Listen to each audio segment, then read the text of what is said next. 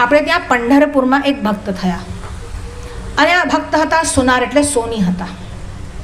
એમનું નામ છે નરહરિ સુનાર. હવે આ જે સોની હતા ને એ ભગવાન શંકરના પરમ ભક્ત હતા. એટલા બધા ભક્ત હતા કે ભગવાન વિષ્ણુના મંદિરમાં પણ ન જાય એવી કટ્ટરતા એમનામાં હતી. પણ ભગવાન શંકર માટે અદ્ભુત એવો પ્રેમ હતો. ભગવાન શંકરમાં આવો પ્રેમ હતો અને સોનીનો વ્યાપાર કરતા હતા. પંઢરીનાથના મંદિરમાંથી કેટલાક લોકો આવ્યા અને કહ્યું, અમારે પંઢરીનાથનો સોનાનો કંદોરો બનાવવાનો છે અને તમારે એ બનાવવાનો છે. તમારા જેવો કોઈ ઘડતર કરી જ ના શકે. એને કહ્યું બનાવો, પણ શરત એક, હું મંદિરમાં નહીં આવું, માપ નહીં લઉં આવીને. હું ભગવાન શંકર સિવાય કોઈના મંદિરમાં જતો જ નથી. તો કહે છે ભલે, જેવી આપની છે, પણ કંદોરો તમારે જ બનાવવાનો છે.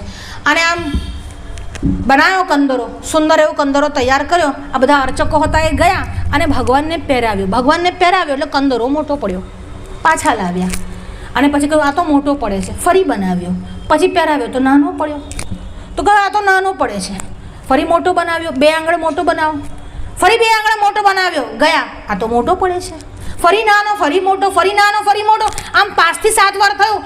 અને હવે બધા કંટાળ્યા. એક કામ કરને ભાઈ, તું આવીને તું જ માપ લઈ જા ને તો બરાબર કંદોરો બને.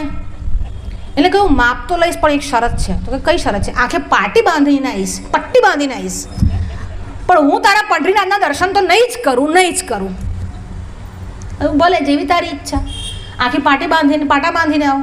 આંખે પાટા બાંધ્યા અને પંઢરીનાથના મંદિરમાં પ્રવેશ કર્યો. અને ભગવાન વિષ્ણુ એટલે પંઢરીનાથના આમ સ્વરૂપને આમ હાથ લગાડે અને કમર તરફ હાથ જાય એ પહેલાં તો શું જોયું?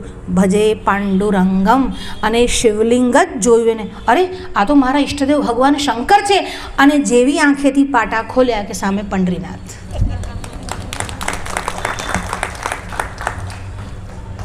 એટલે જેની ભક્તિ નિષ્ઠાથી કરશો એ બીજા માટે તમને અનન્ય પ્રેમ ઊભો કરશે. અહીંયા નરહરિ સોનાર પર ભગવાન પંઢરીનાથ પ્રસન્ન થયા કે મારા ભગવાન શંકરનો પરમ ભક્ત છે, હું એની સાથે આવું કેવી રીતે કરું? હું એને પણ દર્શન આપીશ.